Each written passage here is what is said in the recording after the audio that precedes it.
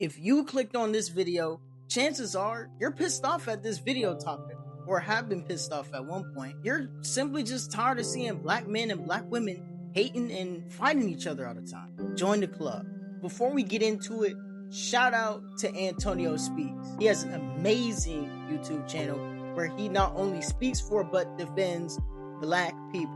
Go check him out. And I was just watching one of his most recent videos, and it was called Black Women versus Black Men, The Great Divide. And honestly, I mean, I agree with most of it. So today, together, we're going to have a real honest conversation about this. For me personally, all 5 relationships that I have been in, romantically speaking, have all been with black women. And honestly, I'm very proud of that. So when we talk about division between us, we can't just talk about it like casually. We have to really go into the implications in real life of what a divide, whether it's real or if it's tangible or intangible, and what it really means. Coming off the year of 2025, entering 2026, just being a decent human being nowadays gets you chastised. You can no longer openly love black women anymore, especially in public or on social media. I recently posted this video edit on Instagram showing my love and appreciation for black women, especially when it comes to the dark-skinned black women, because they were the social reject. They was an outcast for so many years. I get comments and DMs of men telling me, "You're pandering to black women." Then I ask myself, how far did white supremacy deconstruct the mind of men? Now, here's the truth. Going off of what was said in that clip, I will say that the divide between black men and women is historic. It's painful, but it's real. But neither side is the enemy, believe it or not. The real enemy, whether you look at civil rights, or today, the enemy is anything that keeps us from working together, uplifting each other, and bringing stability amongst one another. That also includes dysfunctional black people. Now, anti-black women content isn't a new thing. Many times they just disguise this content under the guidelines of holding black women accountable. YouTubers back in the day such as Tommy Sotomayor, Fresh and Fit, and even Kevin Samuels to an extent built a huge following basically degrading black women. Hair's fake, nails fake, makeup fake, eyelashes fake, eyebrows fake, body fake. Everything on this bitch is fake. There isn't a more vain bitch than black women. This right here lets you know white women are way better than black women. Matter of fact, this lets you know every other race of woman is better than black women. Y'all know who you are, and y'all should be ashamed of yourself. So they're fat, loud, obnoxious, rude, fake hair. The loudest in the room usually is who? The black women that are, oh my God, this and that. Because here's the problem. A lot of them are educated. They get a job. I'm strong and independent. And all this other bullshit. So they think that warrants them, like, us caring about their opinion, but we don't. I'm one of the few guys that calls it out. Y'all are loud, obnoxious, rude, fat, and annoying. I want to say, and with that being said, my own relationships, look back at it, you know, we know each other, you know what I'm saying? We could talk about some personal things. In my relationship, okay, the black women that I've been with, you know what I'm saying, they always showed up for me. They challenged me, you know, they supported me, you know. And I mean, they weren't perfect, you know, nobody's perfect. They had their flaws, their faults, and things that they did that, you know, of course, we're not together anymore, but we had a partnership, and I wasn't perfect neither, but, you know, we made it work. You know what I'm saying? Love is not fairy tales and gumdrops and rainbows and sugar. You know, it's tough. You have to fight for it, you know, and it's sometimes you don't always feel it, but you still have to be down with the person because, you know what I'm saying? It takes understanding. It takes being able to be an empath, to be empathetic, to be able to communicate, to be able to, even if you don't understand, even if you aren't on the same wavelength, be there for that person, you know, support that person. Even when you're upset, you know that you're not going to do something reckless or stupid because you put the time to get to know that person. You know what I'm saying? You may live with them, you may not live with them, but you know, you've been around them for this period of time, and you know they're good for you. They help you become a better person. They help you reach your goals, you know, they help you stay locked in on your purpose. You know what I'm saying? And if we bring it to a Christian lens, you know, they keep you in church, you know, they keep you on your P's and Q's, they keep you straight, you know? And not only that, but you know, they breathe life into you.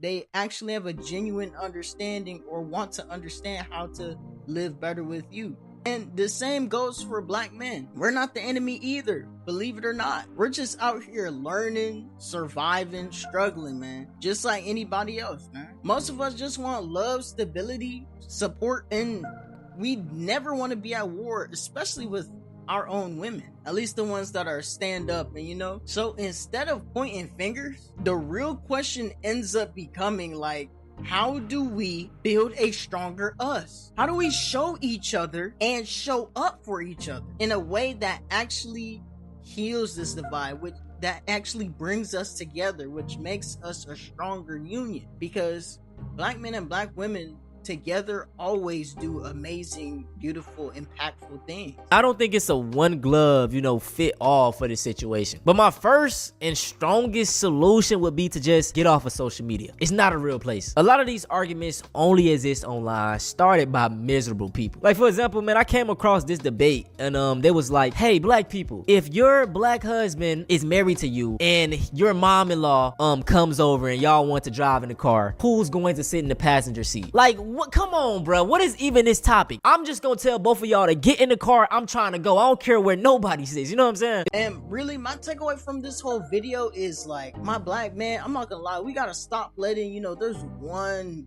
2, 3, 4, 5 black women who may have picked on you, you know what I'm saying, who may, made fun of you or who rejected you. We can't let these women, who didn't want you, make every other black woman suffer. It's one thing if you have a gripe with them, but the fact, you have YouTube or you have a platform and you decide to spew negativity to all black women, like they all did something to you, that's not fair, that's not right, it's hypocrisy, it's stupid, it's not masculine.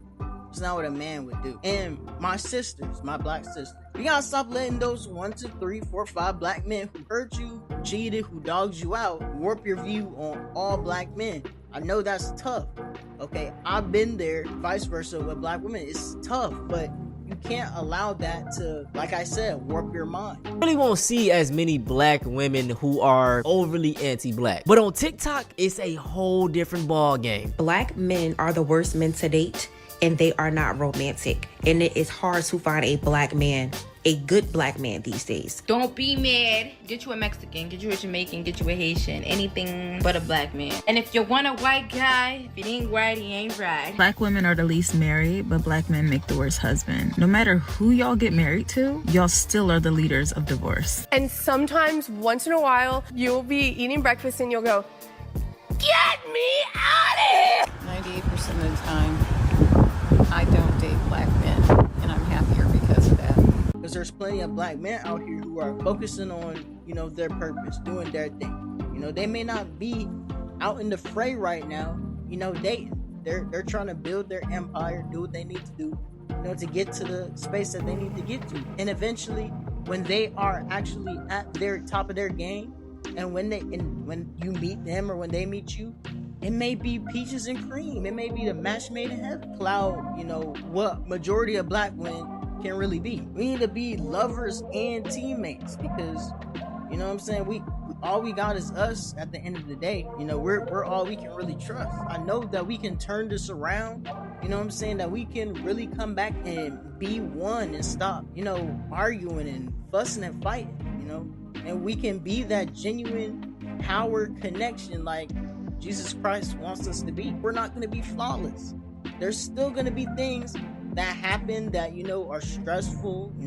There's going to be sinning. There's going to be all types of things that may not be what we expected, what we want, what we're going for. But you gotta stay on the grind, bro. You got to be committed to the growth. Because the growth at the end of the day is really what you reap the reward of growth, of growing with this person, learning this person, and then fostering a beautiful connection with this person. Creating a family. Even if you don't create a family, just having a partner to live life with, to experience life with, to worship the Lord with, or whatever. Real progress is made doing things that are difficult and continuing to strive at them, even if you feel like you're not making it nowhere. Look at my YouTube channel. We stay struggling, but we're gonna make it eventually. Maybe tomorrow, who knows?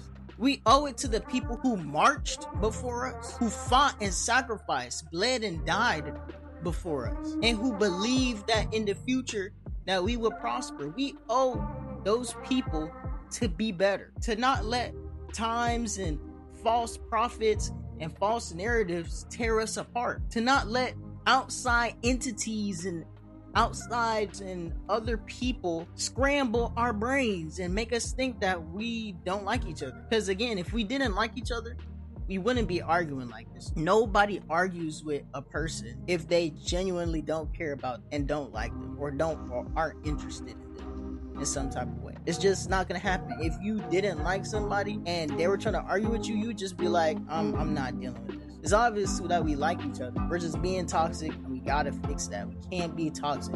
It's 2026. Stop being toxic, pick up your Bible, you know what I'm saying? Meditate, do what you need to do. All right, and I understand in the comments, and people are gonna say there's wounds, there's injuries, you know what I'm saying?